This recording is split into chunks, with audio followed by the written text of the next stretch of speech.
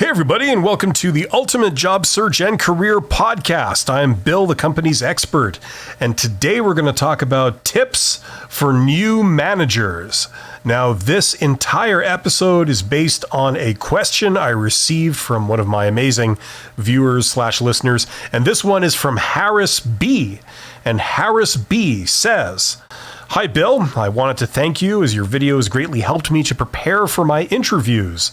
And now I have landed a managerial position for the first time in my career." Well, congratulations, Harris B. I particularly liked your tip of thinking about the interview as if interviewers are out there to get the dirt on you. Yes, I agree. That is what's going on. This mindset helped me immensely. I also incorporated a lot of your other tips regarding interview questions. Thank you a lot. It is you who makes us awesome. Well, that's a very nice thing to say, Harris B. I appreciate that. Now, Harris B goes on to say, P.S. I would love if you can also share your thoughts and tips for a new manager. Common mistakes the new managers make and misconceptions around the role of a manager.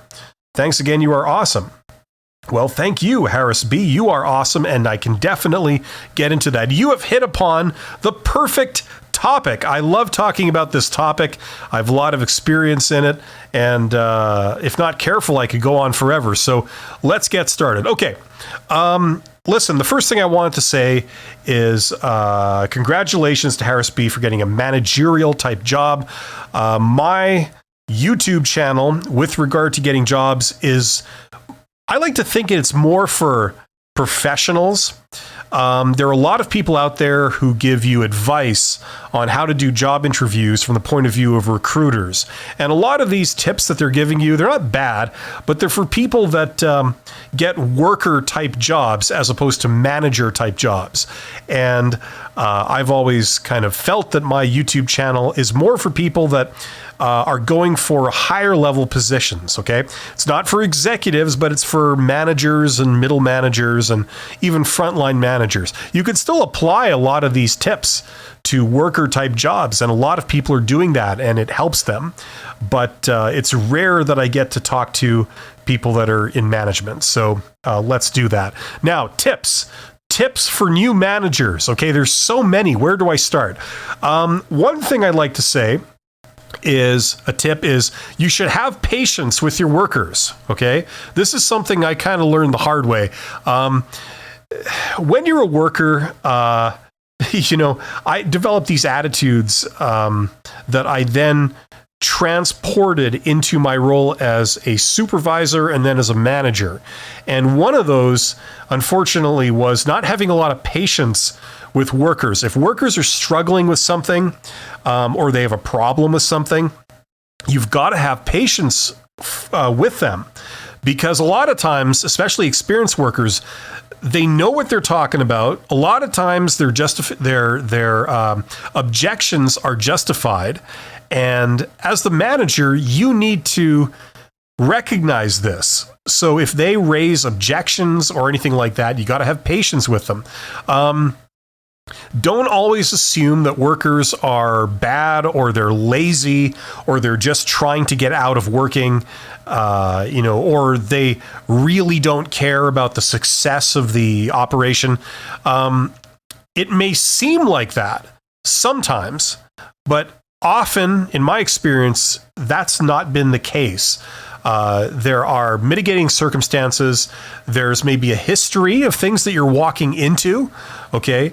They have had other managers in the past that may have told them different things that are now contradicting what you're saying to them.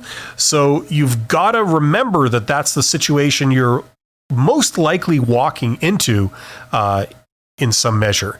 Okay, so don't always assume that the workers are just against you, they're bad, they're lazy. That's a stereotype, and it's really not true, for the vast majority of workers. So those are the first couple of tips I would say right off the bat. Another tip is that you're going to need to get used to repeating yourself a lot. Okay. One of those habits that I just mentioned that I sort of carried over from being a worker to then being a supervisor and a manager when you're managing people was that, I shouldn't have to repeat myself. If I tell you something, you should be listening. If you have any questions, you should ask them then. But I don't understand why I would have to repeat myself over and over and over and over again for you to get what I'm saying or you to remember what I've asked you to do. Okay? So that's the attitude that I carried over. Once I became a supervisor and then a manager, I realized that, you have to repeat yourself. That's just a staple of managing people. You have to get used to that idea. Just because you've said it once to a group of people, not everybody has understood you, has received the message. Not everybody knows exactly what you're referring to or has interpreted it the right way. So you need to get into the habit of repeating instructions and repeating explanations over and over again. When you're managing a team or a group, it's just that simple. Okay, this came as a bit of a shock to me. There was a bit of a culture shock, and I had to kind of realize this over time. But this is a known thing. Okay, get used to repeating yourself, and don't feel frustrated when you find yourself having to do it. It comes with the territory, and it's just the nature of communication when you're going from one to many. Okay, so if you want everyone to get the message, it's going to require repetition. And this includes pretty much everything that you communicate. Okay, you're going to have to repeat it again and again and again to the group. Okay, so keep that in mind. Let's see, another tip. Conflict. Okay, if you have a conflict with a subordinate, okay, for example, you're a supervisor and you're saying, I need you to do this. And the worker comes back with a bunch of issues, right? Well, I can't do that because of this, or I don't want to do that because of this, and this. Okay, and you find yourself at odds with the worker. Okay, this is a very common scenario. This happens sometimes all day long when you're managing people. And what I found over the years, something that really helps is for you to explain to the worker and say, well, look, my problem is that I need this to happen. Okay. A lot of times workers are aware of their situation, but they may not be aware of your situation. Okay. So when you ask them to do something and it doesn't seem intelligent, it doesn't make any sense, it seems like a suboptimal way of accomplishing what the worker thinks we're here to accomplish. If nobody has told them how things work, or what the priorities are, they're not clairvoyant. They don't know. So you have to explain to them, like, look, this is things from my perspective. Okay. I understand that it doesn't make much sense, to pick up this object and move it to place B, but then pick it up from place B and move it back again. I get that from your perspective. That doesn't make any sense. Why are we moving it one place just to move it back? Well, here's the bigger picture. This is my problem. When it's over in this place, there's an insurance issue or whatever. We're not responsible. And if something happened to it when it's there, then there's all these consequences. That's why we have to move it there and back. I know it's kind of dumb, but that actually solves a big problem that we have on this side of things, or whatever. I'm just making this up off the top of my head. What I found is to say, like, look, my problem is I need people to do this because of this. And then a lot of times, once the worker realizes that, okay, that's your side of it, and it's different from mine, that then things kind of make sense a little bit. Okay, so don't just say, do it because I say so. Say, do it because here, let me explain. This is why we're doing it. And then people, you got to put the time in to explain stuff. It's always easier not to. It's always quicker just to say, never mind, just do what I say.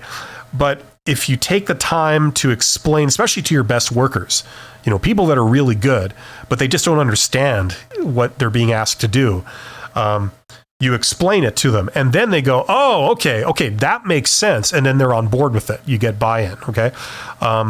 So communication is good. Explaining things, the more you communicate with your workers, the better. Okay.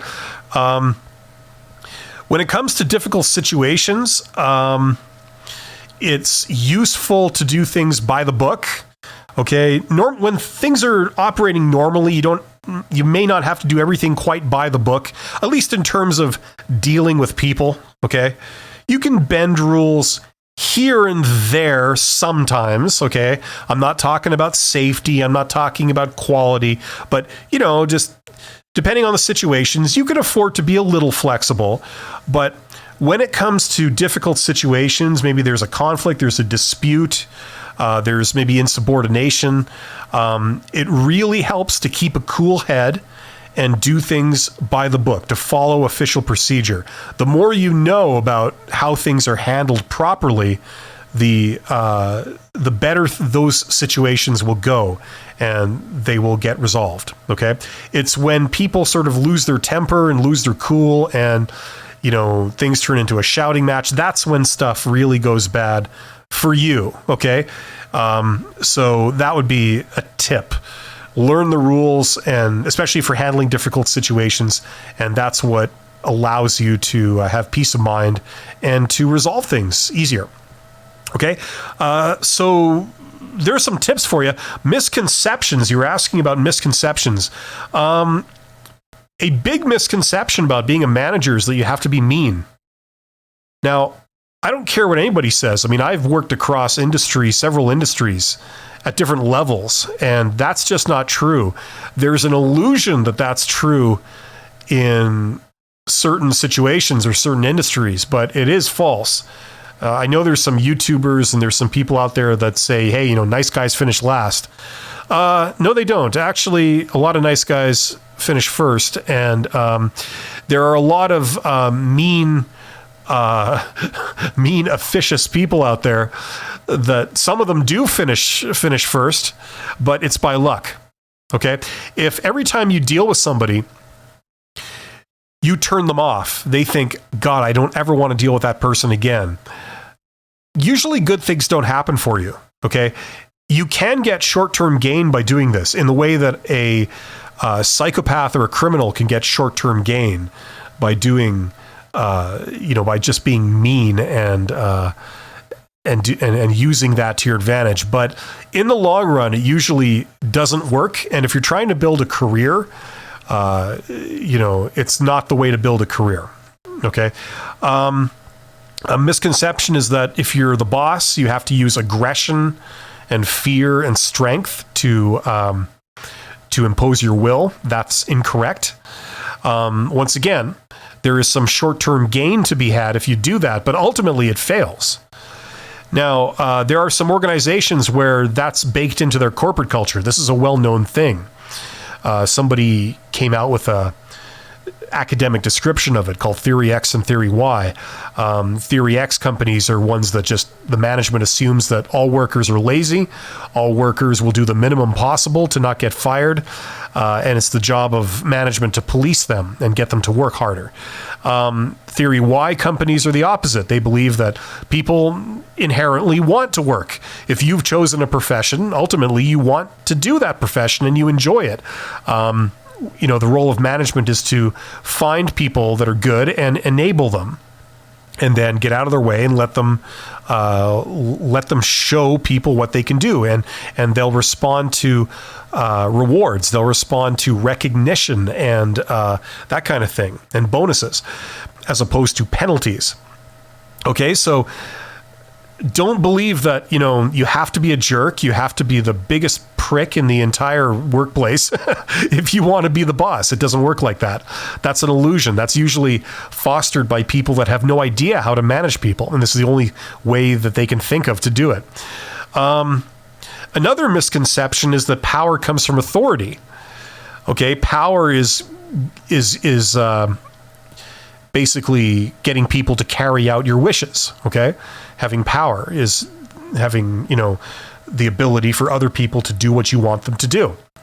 Okay. A lot of people believe that comes from authority. That comes from a title. Just because you're in this position and you're officially in charge, that means that you have power. That is incorrect. This is what a lot of people find out too. I'm sure a lot of people that are listening, if you've been a manager for years, you know what I'm talking about. A lot of times power comes from dependency. You people need you for something. You're the only one that knows how to work this type of equipment, or the only one that knows how to do this particular thing, or that can do that particular thing. That's power.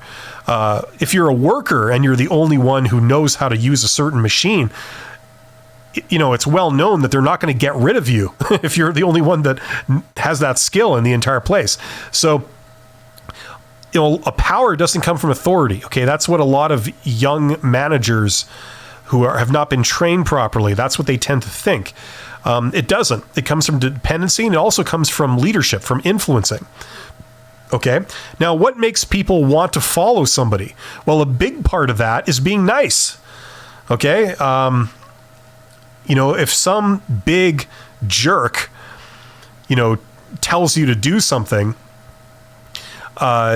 you're not going to want to do good work for them. You're not going to volunteer to do work for them. You're not going to want to work with them more. And you're certainly not going to want to make them look good.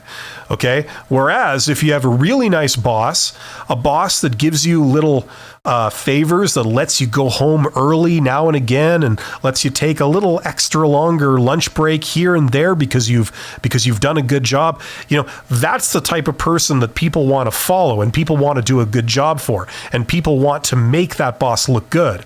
Okay, so these are the things that will get you further. Okay, just having a title and just being told you're in charge doesn't mean that you're going to have power and that everyone will listen to you and do exactly what you say.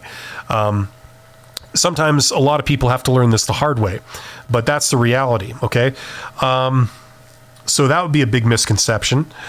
And you're asking about what was the other thing? Mistakes. Okay, what are Harris B says, what are some common mistakes that new managers make?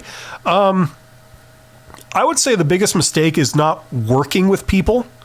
You got to work with people if you want good things to happen. I know this is a cliche, but it's true. And I mean, this is coming from an introvert here. I am a lifelong introvert. It doesn't mean that I can't do social interaction. I can actually do it pretty well. I've learned over the years, but I mean, the reality is you have to work with people.